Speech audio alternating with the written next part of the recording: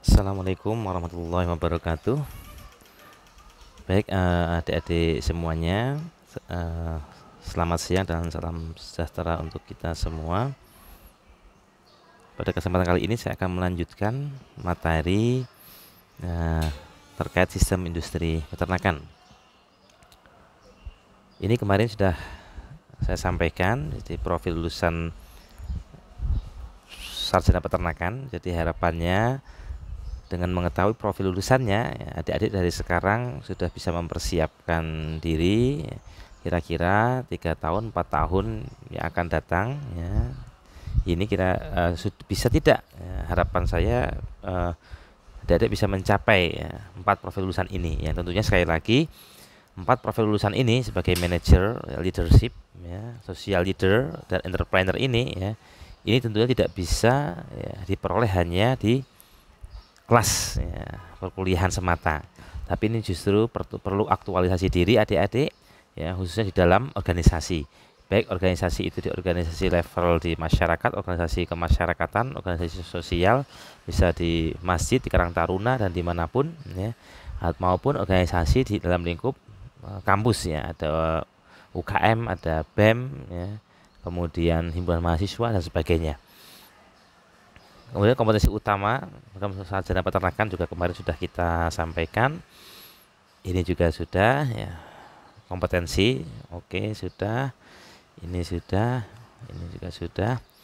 Namun, ya, manusia membutuhkan ternak kemarin juga sudah kita bahas, ya. Kebutuhan ternak ini sedikit saya ulangi lagi, ya.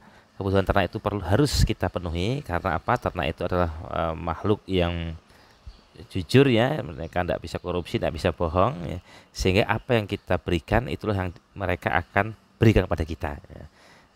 Aturan utamanya adalah pakannya, ya, jadi you are what you consume, ya. Ternak adalah sebagaimana apa yang dia konsumsi, ya. Jadi untuk itu kita harus bisa memenuhi kebutuhan ternak itu. Sebelum kita memenuhi kebutuhan ternak, ya, itu kita harus mengetahui dulu apa kebutuhan ternak itu. Yang pertama kebutuhan hidup pokok atau maintenance, ini dilihat dari berat badannya, ya. Berat badannya, jadi sapi, saya ulangi sedikit, sapi yang bawa berat badannya 400 kilo dan 500 kilo berbeda tentunya kebutuhan hidup pokoknya. Jadi ada contoh sederhananya, apabila adik-adik mempunyai 2 ekor sapi perah, ya, yang satu beratnya 400 kilo, yang satu 500 kilo, tinggal Anda catat saja nanti, ya. Anda lihat di tabel kebutuhan nutrien pakan, ya, tabel kebutuhan nutrien ternak, ya, itu ada. Nanti di semester 3 adik-adik akan menjumpai BPFR, bahan pakar formulasi langsung. Adik-adik akan diberitahu bagaimana menggunakan tabel itu. Contoh sederhananya tadi, ketika punya sapi perah, satu Anda lihat bobot 500 kg. Jadi kebutuhan hidup pokoknya ada di situ, maintenance-nya ada. Berapa kebutuhan TDN, total digestible nutrien, sebagai gambaran daripada kebutuhan energi, kebutuhan protein, kebutuhan kalsium, kebutuhan fosfor, ada di situ. Anda tulis, ya. Bobot 500 ditulis, bobot 400 ditulis. Kemudian kebutuhan pertumbuhan. Pertumbuhan ini dilihat dari umurnya. Ketika sapi berumur 2 sampai 3 tahun, dia baru beranak pertama kali atau laktasi 1, laktasi menyusui, ya. Karena mamalia sama dengan namanya lia, jadi menyusui. Itu tinggal dilihat, ya. Di dalam tabel ketika 2 sampai 3 tahun untuk sapi perah masih membutuhkan untuk tumbuh, ya. Ditambahkan berapa? 20% dari kebutuhan maintenance-nya atau pokok hidupnya. Jadi misalkan tadi example-nya, contohnya kebutuhan energinya 2000, ya, berarti kebutuhan hidup pokoknya ada 400 gram. Proteinnya misalkan kebutuhannya 1000, berarti tambah 20% kebutuhan proteinnya yang di atas tadi 1000 untuk maintenance, ditambah lagi 20%, 200 gram. Nah, seperti itu. Kemudian untuk produksi, yang satu produksinya berapa? 20 liter. Yang kedua berapa? 15 liter. Tentu berbeda. Yang 20 liter berarti 20 kali per 1 liternya berapa kebutuhan energi dan proteinnya ditulis, ya. Kemudian yang 15 liter berarti 15 kali, ya. Sama kadar lemaknya. Kadar lemak 4% sama 3% berbeda. Itu Anda tuliskan. Kemudian kebutuhan reproduksi, ya, itu terkait dengan status fisiologisnya. Ketika ternak itu pada fase trimester akhir kebuntingannya. Jadi kebuntingan itu bisa kita bagi menjadi 3 trimester. Berarti kira-kira di trimester masuk ke trimester ke-6 ke-7 ya, ke trimester ke-7 ya, 3 bulan terakhir ke-7 itu berarti sudah 7, 8, 9 pertumbuhan fetus itu sangat cepat ya, sehingga di situ juga ada penambahan kebutuhan saat 2 bulan kebuntingan, akhir kebuntingan ya. Kemudian kebutuhan kesejahteraannya biar ternak itu harus bebas dari rasa lapar dan haus, bebas dari rasa sakit, bebas dari celaka atau luka dan stres. Karena kalau ternak ini stres, sakit, luka, itu otomatis akan mempengaruhi produktivitasnya. Tujuan industri peternakan saya kira sudah disampaikan kemarin, sudah jelas. Syarat utama peternak ya juga sudah disampaikan ya. Kemudian 3 syarat pokok utama sapi perah ya, harus cinta terhadap ternak yang dipelihara ya. Karena dengan cinta itu pelayanan menjadi standar ya. Standar itu maksudnya apa? Sesuai dengan yang dibutuhkan. Dibutuhkan tadi apa? Jadi kebutuhan untuk begitu pokoknya, kebutuhan untuk produksinya, kebutuhan untuk pertumbuhannya, untuk reproduksi, untuk bebas dari ketidaknyamanan, dari stres dan sebagainya itu dipenuhi. Sehingga kalau ternak itu nyaman, otomatis dia bisa tumbuh dengan baik, berproduksi dengan maksimum sesuai dengan genetik ability-nya, kemampuan genetiknya. Sama ketika kita ya mahasiswa, adik-adik semua sudah dipenuhi kebutuhan sandang pangan papannya oleh orang tua, diberikan fasilitas untuk kuliah ya, itu bisa mensyukurinya dengan apa? Dengan mengemban amanah itu dengan sebaik-baiknya ya, insya Allah ya 3 tahun 4 tahunnya adik-adik sudah bisa lulus dengan kompetensi sesuai dengan yang diharapkan ya. Bahkan mungkin bisa melampaui target, karena namanya manusia itu dia punya punya rasa, punya pikiran. Dengan itu semua disyukuri tadi ya, amanah diberikan oleh orang tua, capaiannya Anda bisa melebihi dari target itu ya. Kemudian memahami sistem biologis ternak ya, jadi peternak harus paham betul ya sistem biologis ternak ya. Karena sapi perah itu punya siklus produksi yang panjang dan berulang-ulang sampai dia di akhir pada usia 10 sampai 12 tahun ya. Ya, itu harus paham terus sistem biologisnya. Kapan ternak ini harus dikawinkan, kapan ternak ini harus dikasih pakan yang tinggi protein dan energinya. Karena kalau ini tidak dipahami siklus biologis ini, maka ternak juga tidak akan bisa optimum. Sama seperti adik-adik ya. Adik-adik ini sama kuliah ya, ada fase-fasenya ya. Ada fase di mana adik-adik persiapan ujian tengah semester. Berarti di situ harus ada lebih tambahan energi di situ. Makannya adik-adik harus lebih banyak, lebih baik ya. Maksudnya menunya lebih bergizi. Itu perlu istirahat juga perlu cukup ya. Catatan harus lengkap ya.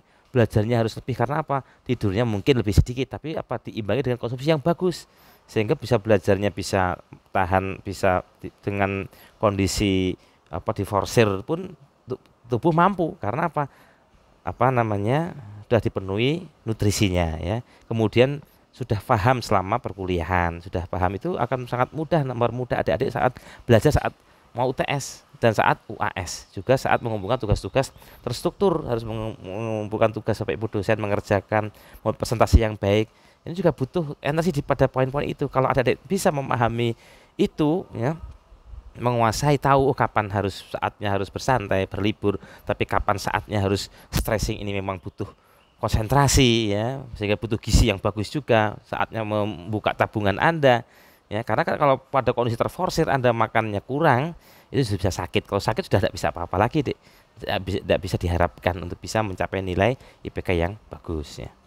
Kemudian juga harus menguasai dan memahami teknologi yang dibutuhkan untuk mengembangkan peternakan ya. Misalkan sapi perah, sapi potong ataupun ayam, itu dibutuhkan paham teknologinya. Karena dengan tahu teknologi itu, maka pekerjaan menjadi lebih mudah, lebih efisien ya, pasti keuntungannya juga akan menjadi lebih banyak ya. Dan ini harus bisa kuasai ya oleh peternak. Tuntutan revolusi industri 4.0 ya, ini cepat, tepat, presisi, akurat. Big size farming berarti peternakannya skalanya besar, otomatis big size datanya akan banyak, harus efisien dan satisfy, memuaskan. Ini tentunya diperlukan ya, pengetahuan, pengalaman yang itu tidak bisa ya prosesnya instan. Ini adalah learning habit ya.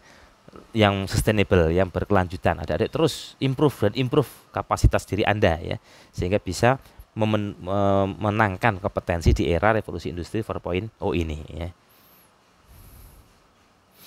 Baik, kerangka pemikiran filosofis bagi peternak. Jadi kita harus mau berubah, adik-adik. Adik-adik juga sama.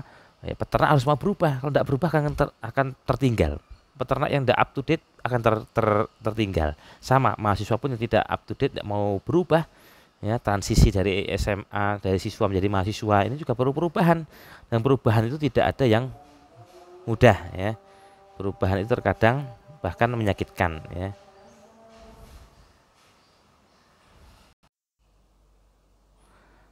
Perubahan tidak ada yang mudah ya. Contohnya ya, adik-adik tidak mungkin ya begitu lahir kemudian langsung bisa berjalan atau lari ya. Pasti belajar dulu. Mau belajar duduk saja jatuh lagi, mau merangkak jatuh lagi, mau berjalan jatuh lagi, mau lari jatuh lagi. Tapi adik-adik tidak pernah merasa putus asa.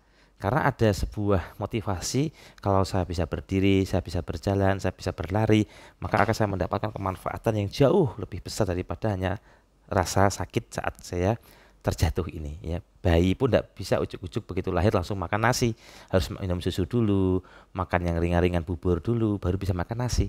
Itulah perjuangan, itulah perubahan. Jadi perubahan ini, sehingga di sini bahwa perubahan itu ya, kita sampai era globalisasi. Tahun 2011 globalisasi, sekarang sudah lebih dari itu ya, persaingan sudah luar biasa baik di bidang produksi, konsumsi, transportasi, perdagangan dan sebagainya. Sehingga tentang apa arti perubahan, seorang penulis terkenal Alan Guzman dalam bukunya yang berjudul agak ekstrim, Change or Die, berubah atau mati ya. Jadi kita harus betul-betul mau berubah ya. Ini penting ya, peternak harus mau maknai perubahan. Jadi peternak kalau ada ketemu dengan para peternak, sampaikanlah inovasi, sampaikanlah kreativitas yang baru, inovasi yang baru apa. Dan itu sampaikan dengan baik, sampaikan dengan jelas, dengan motivasi, maka mereka mau berubah. Walaupun pasti tentunya perubahan itu butuh effort, butuh usaha, energi yang tidak mudah ya. Karena perubahan yang dikehendaki di sini adalah perubahan menuju kemajuan, tidak datang dari langit, given, atau datang secara cuma-cuma, taken for granted, tapi perubahan harus dimulai dari diri manusia, terutama cara pandang, cara paradigma berpikir, mindsetnya, yang kemudian disertai dengan perubahan penguasaan ilmu dan keterampilan, yang ini dibutuhkan pembelajaran pembiasaan, learning habit yang perlu terus diasah. Jadi adik-adik harus mau berubah. Sekarang sudah jadi mahasiswa, ya, Anda mau bagi 3-4 tahun Anda ini akan menentukan 20-30 tahun yang akan datang. Sekarang tinggal bola di tangan Anda. Apakah Anda mau berubah ya, meningkatkan kapasitas diri, kemampuan berbahasa Inggris, kemampuan communication skill Anda, kemampuan leadership Anda, kemampuan di bidang peternakan hard skill Anda. Kalau itu Anda penuhi, insya Allah 3-4 tahun ini mungkin ya Anda tidak akan bisa melaluinya dengan baik, dan Anda akan merasakan menikmati ya perjuangan Anda ini dalam 20-30 tahun yang akan datang. Sehingga Imam Syafi'i berkata, apabila ya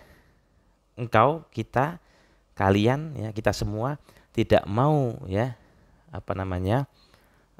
tidak mau bersusah-susah ya, tidak mau bersusah-susah dalam belajar menuntut ilmu, maka kita harus siap merasakan penderitaan sakitnya kebodohan. Nah, seperti itu. Nah, kemudian peternakan, baik itu dairy ya, dairy itu kan perah ya, sapi, poultry itu unggas dan sebagainya, etc. Farming is a business and a way of life ya. Jadi ini adalah bisnis dan jalan hidup ekstrimnya. Bahkan 365 day a year job, pekerjaan 365 hari ya. Bagaimana untuk peternakan bisa sukses? Well, planned management is the key of success. Jadi kunci suksesnya adalah mempunyai ya perencanaan, manajemen perencanaan yang bagus. Ini adalah kunci kesuksesan. Jadi adik-adik, saya sekarang pun sudah tahu goalsnya dari di mana sebagai kompetensi sarjana peternakan. Harus mempunyai dari sekarang planning, perencanaan yang baik. Kira-kira 4 tahun ini apa yang tahapannya, apa step by step. Setiap episode semester 1, semester 2, semester 3 kalau kita ya bahasakan bahasa itu kan episode. Setiap episode ini kehidupan kita, setiap episode semester yang akan Anda lalui ini tentu punya tantangannya masing-masing. Sehingga perencanaan menjadi kunci utama. Peternakan juga sama. Ketika tidak punya perencanaan maka sudah hancur sudah. Tapi ketika peternakan itu Anda punya perencanaan, maka Anda akan sukses. Ya.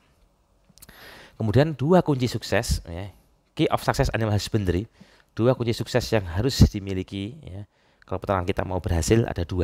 1, should have a planned breeding program that increases the genetic level of the herd for production.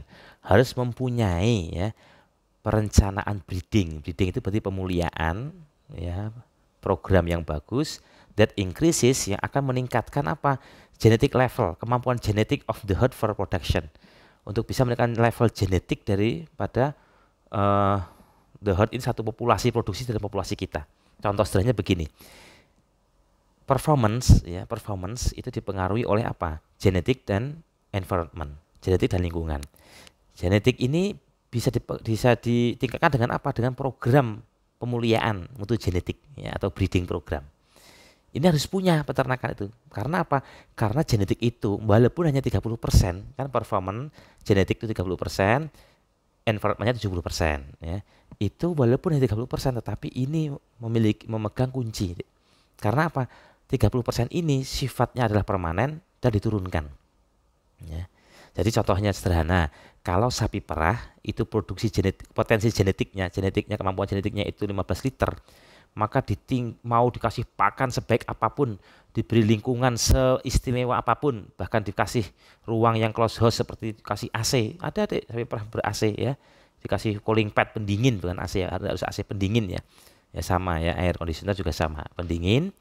Maka apa? Kalau genetiknya hanya 15 liter produksi susunya, tidak akan meningkat lebih dari 15 liter, ya, ya. Beda dengan genetiknya 20 liter. Maka perbedaan ini sudah berapa nilai ekonomisnya? Yang satu Anda melihara sapi perah produksinya 15 liter, tapi punya 10 ekor, ya berarti produksinya satu hari 150 liter. Tapi Anda mempunyai, ya, sama-sama 10 ekor, tapi produksinya berapa? 30 liter. Produksinya berapa? 300 liter per hari. Sama jumlah ternaknya, tapi produksinya jauh berbeda, 2 kali lipatnya. Karena apa? Genetik. Nah, jadi harus mempunyai breeding genetik program yang bagus. Caranya bagaimana? Caranya induk-induk betina kita, ya, 10 ekor tadi misalnya, harus Anda pastikan ini berapa Anda punya program breedingnya. Oh, saya target produksinya 15 liter sehari. Jadi sapi perah yang Anda miliki ketika produksinya di bawah 15 liter, ya, asalkan itu Anda keluarkan, Anda jual, atau Anda jual, Anda ganti dengan induk yang produksinya di atas 15 liter, atau induk-induk adanya dikawinkan dengan pejantan, ya, nanti Anda akan mengenal istilah inseminasi buatan, di IB dengan pejantan yang produksinya di atas, ya, 25 atau 30 liter, ya, sehingga nanti keturunannya akan lebih baik, deh, ya. Tapi syarat melakukan manajemen breeding ini ada 2, deh. 1 apa? Ternak sehat. 2 manajemen standar. Maksudnya begini, Anda tadi, ya, menentukan sapi-sapi perah yang ada di farm Anda itu produksinya 15 liter, ya. Tapi kok tiba-tiba yang ada 7 yang produksinya 16 liter, tapi ada 3 yang produksinya di bawah 15 liter, 12 liter misalkan. Ini tidak serta-merta harus Anda keluarkan. Anda lihat dulu, ternaknya sehat tidak. Kalau ternak sakit produksinya rendah, ya wajar. Ya, Anda nggak bisa ujian karena apa? Sakit, ya wajar, tidak bisa belajar maksimal. Yang kedua apa? Manajemen standar.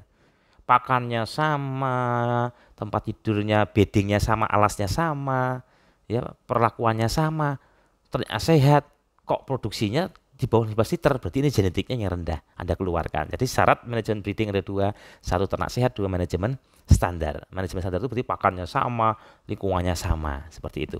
Yang kedua, should have a feeding program designed to help cows produce at the maximum genetic ability. Harus mempunyai feeding program, ya, harus mempunyai desain program pemberian pakan ataupun kualitas pakan yang bagus untuk apa? Membantu to help cows produce at maximum genetic ability, agar ternak itu bisa maksimum genetiknya. Nah, genetiknya berapa? 20 liter. Karena begini, Dek, performan tadi genetik plus environment. Genetik itu 30%, environment berapa? 70%. Sapi perah yang produksinya punya genetiknya 30 liter, ya, dikasih, ya, pakan yang jelek, produksinya paling bisa jadi hanya 15 liter, Dek, separuhnya. Ya. Sama adik-adik ini kan bagus, ya, diterima di program studi peternakan, sudah seleksinya lumayan ketat, ya, ya. Di sini adik-adik tidak belajar, hanya main saja ke kos-kosan, ke kampus, main game online, terus mampir kemana kongko-kongko, ya, tugas tidak pernah dikerjakan, waktunya UTS tidak belajar, ya otomatis performanya Anda tidak bagus, tidak sesuai dengan genetik Anda genetiknya genetik pemenang, ya, apalagi kita ini terlahir ya dari jutaan sperma, kita deh yang jadi pemenangnya, kita tidak ada seleksi yang melebihi dari jutaan sperma, ya, mendapat satu ovum itu kan kita deh. Berarti kita sebenarnya punya genetik seorang pemenang kita ini ya. Jangan sampai karena lingkungannya tidak baik menjadi jatuh. Sehingga apa? Lingkungan itu banyak faktor, tapi yang paling utama adalah pakan. Sehingga harus punya program pakan yang bagus kalau peternakan kita mau berhasil, mau sukses. Untuk apa? Agar maksimum genetik tadi bisa tercapai. Nah, ini ibaratnya seorang peternak itu ya melintas di atas sungai yang dalam, hanya menaiki mungkin satu buah bambu atau papan yang kecil, kan butuh keseimbangan, ya, butuh keseimbangan. Maksudnya apa? Peternakan ini usaha yang juga tidak, resikonya tidak kecil, high risk juga, ya. Tetapi Anda harus berpikir feedingnya bagaimana, pakannya, ternaknya harus sehat bagaimana, reproduksinya bagaimana, breedingnya bagaimana, ya, seperti itu. Ya, kemudian pengukuran terhadap efisiensi kinerja ternak kita itu dikatakan efisien, ya. Itu kalau diukur dari dua aspek. Satu aspek biologis, yakni proses fisiologis ternak berlangsung dengan sangat efisien, ya. Dan kedua aspek ekonomis, rasio input banding output yang efisien dan produk yang dapat diterima oleh pasar atau acceptable. Jadi karena begini contohnya ya, ketika proses fisiologis ternak tidak berlangsung dengan efisien, maka high cost. Contohnya sapi perah yang berada pada temperatur yang panas, padahal kebutuhan sapi perah itu kan temperaturnya dingin. Karena kondisi panas apa yang terjadi? Sapi perah itu akan terengah-engah, penting. Penting itu energi, harusnya dia untuk daging, untuk susu, ya, untuk pertumbuhan, energinya untuk terengah-engah. Terengah itu capek, mengeluarkan energi yang tinggi. Kemudian kemudian drooling itu dia ngecas, banyak keluar saliva. Padahal saliva air liur itu pH-nya alkalis 8,2. Itu akan membantu proses pencernaan dalam rumen lambung sapi. Kalau itu tidak banyak masuk, maka lambung sapi menjadi asam. Kalau asam banyak bakteri yang mati. Ya. Kemudian apa? Kalau kondisi panas sapi itu tidak mau makan, cenderung malas makan, banyaknya minum. Kalau kurang feed intake, kurang pakan yang dimasuk dalam tubuh, otomatis nutrisinya juga kurang, sehingga produksinya pasti akan jelek. Itu sederhananya, ya. Aspek ekonomisnya, rasio input banding outputnya harus efisien dan produknya harus diterima di masyarakat. Oleh karena itu, agar ternak kita bisa bagus, how to positioning our animal, dairy, beef cattle, etc. must be a queen. Ya, seperti ratu. Jadi kita memposisikan ternak kita sebagai ratu. Ratu itu apa? Dihormati, diperhatikan, dilayani, kebutuhannya dicukupi, itu ratu. Ya. Presiden Pak Jokowi itu ya dihormati, juru masaknya banyak, ahli gizinya banyak. Sesekali boleh makan di angkringan, makan di bakmi godok, bakmi goreng pinggir jalan boleh sesekali. Kalau tiap hari tidak boleh, Ya, jangan sampai ya. Oh ya, Presiden Jokowi berhalangan membuka forum ya ekonomi global, ekonomi Asia ya, karena sedang diare tadi malam makan bakmi godok di bawah pohon beringin di perempatan Kuningan, ya, tidak boleh ya. Must be a queen. Pertanyaannya, are they queen at your farm? Apakah sapi perah kita itu, ternak kita sebagaimana seorang ratu di farm kita? Nah, ini siklus biologi sapi perah, ya. Siklus 24 bulanan dan siklus 12 bulanan. Mungkin nanti di dalam diskusi akan saya jelaskan. Ini juga kerangka pemikiran agribisnis peternakan, ya. Atau ini saya jelaskan sebentar. Siklus biologi sapi perah itu ada siklus 24 bulan ke atas dan siklus 12 bulan. 24 bulan ini siklus dari pedet lalu lahir sampai dia menjadi induk. Sedangkan siklus 12 bulan ini siklus dari induk postpartum ini, partum itu beranak. Lepas beranak dia laktasi menyusui, dia kawin dia bunting sampai dia nanti ketika kebuntingan 7 bulan dia dikeringkan, nggak diperah untuk mempersiapkan proses laktasi berikutnya. Menjelang prepartum dia beranak. Pedet ini ya beranak 12 bulan 1 tahun ini tidak mudah, Nanti kita akan banyak diskusikan ya. Ya, coba Anda lihat calving interval, jalak beranak pada sapi itu rata-rata di masyarakat Indonesia lebih dari 14 bulan, Padahal idealnya one co, satu induk, one calf, calving itu beranak in 1 year dalam 1 tahun. Ya, mundur dua bulan saja berapa biayanya? Ya, mundur 2 bulan. Sapi perah itu bisa melahirkan susu kalau dia beranak, menghasilkan anak pedet kalau dia juga beranak. Mundur 2 bulan, Dek.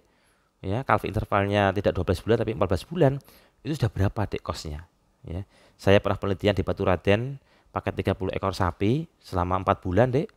Ya, bobotnya rata-rata hampir 600 kilo.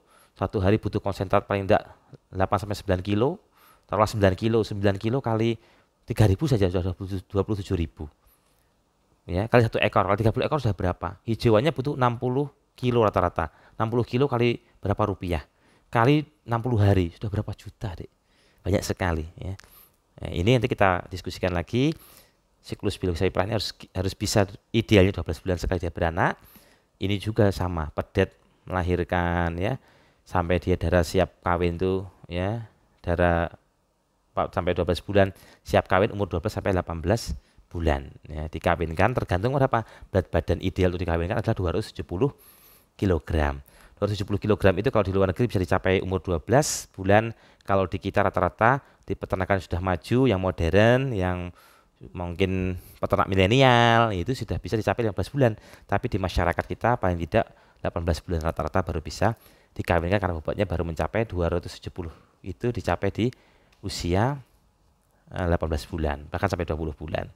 Ya, karena penyediaan perhatiannya berbeda, penyediaan pakannya berbeda. Ya, oke. Terakhir, kerangka pemikiran agribisnis, ya, pengembangan agribisnis peternakan itu harus, ya, kita dalam memotivasi diri kita, memotivasi peternak, ya, ada 4 variabel pokok. Ya. Satu, peternak sebagai subjek harus dijamin meningkatnya pendapatan dan kesejahteraannya. Ya, kalau peternak itu tidak dijamin kesejahteraan meningkat, ya nggak akan semangat. Adik-adik juga gitu. Kuliah di UNS harus ada nilai tambahnya. Apa nilai tambahnya? Anda lulus bisa mendapat pekerjaan yang baik dengan salary yang bagus sehingga keluarga Anda bisa sejahtera. Ternak sebagai objek ditingkatkan produksi dan produktivitasnya. Bagaimana ternak bisa baik produktivitasnya kalau ternaknya sendiri tidak bisa meningkat produksinya, ya. Bagaimana kita akan sejahtera sebagai peternak kalau ternak kita tidak bisa meningkat produksinya.